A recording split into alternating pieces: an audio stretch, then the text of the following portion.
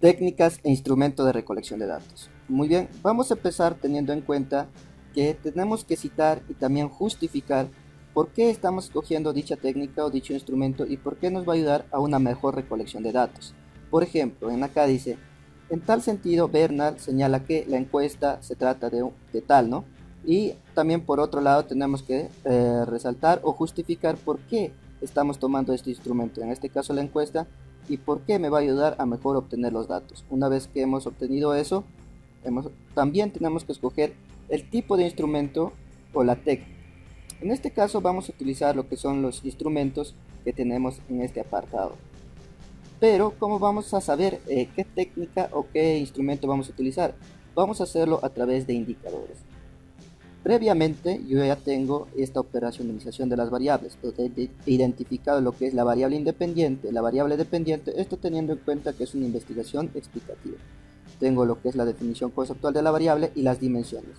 Las dimensiones de las variables son justamente algo que se puede medir, algo que es medible. Entonces, como subdimensión, por ejemplo, tengo resistencia a la compresión, cuya medición o unidad va a ser medible en kilogramos centímetro cuadrado, cuya escala es en intervalo. ¿Y cómo voy a obtener la resistencia a la compresión? A través de un instrumento, y ese instrumento tiene que tener los ítems correspondientes. Por ejemplo, la resistencia a compresión, yo necesito saber qué materiales conlleva la resistencia a la compresión de un concreto de alta resistencia. Entonces, yo colocaré obtener las propiedades de los materiales del concreto de alta resistencia y el concreto normal. ¿Y cómo voy a obtenerlo? Esto lo obtendré a través de una encuesta, lo obtendré a través de un cuestionario. ¿A quién voy a cuestionar? ¿O a quién voy a encuestar? Lo mayor le cabería como instrumento sería un ensayo netamente de laboratorio de estos materiales. Entonces, una vez que tenga eso, yo utilizaré lo que es un instrumento de un ensayo correspondiente a un ensayo de concreto, ¿no? Y ahí tenemos todos los ítems. Y estos serían todos los ítems que yo tendría que colocar en mi instrumento para yo realizar esa recolección de datos. Muy bien, vamos a seguir entonces con los indicadores. Otra cosa que yo también necesito de la resistencia a la compresión del concreto de alta resistencia es sobre un miembro estructural. Entonces yo otro indicador que podría tomar y una serie de indicadores para yo formar lo que son mi instrumento sería uno, como ejemplo sería conocer la resistencia a la compresión de un miembro estructural. En este caso voy a colocar de una columna o de una viga, ¿no? De la vivienda a estudiar. ¿Y cómo puedo obtener? Esto no lo voy a obtener por mediante un ensayo. Vamos a obtenerlo mediante un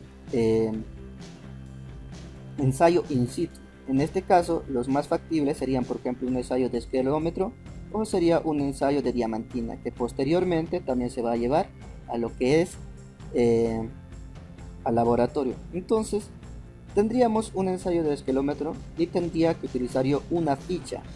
Esta ficha voy a mostrar, por ejemplo, acá como un ejemplo. Acá tengo una ficha de reporte para índice de rebote. Acá tengo resistencia del hormigón in situ, el proyecto, la ubicación, y todo esto serían los ítems, ¿no? Yo les el proyecto, la ubicación, el operador, ficha y los datos del elemento estructural.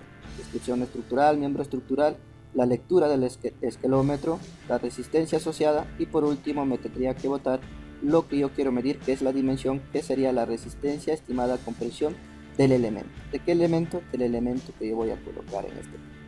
Así es como yo voy a formar el instrumento. Continuamos y ahora nos iríamos a lo que es correspondiente a la variable dependiente y lo mismo, tenemos lo que es la operacionalización de las variables y ahí vamos a realizar lo que son los indicadores.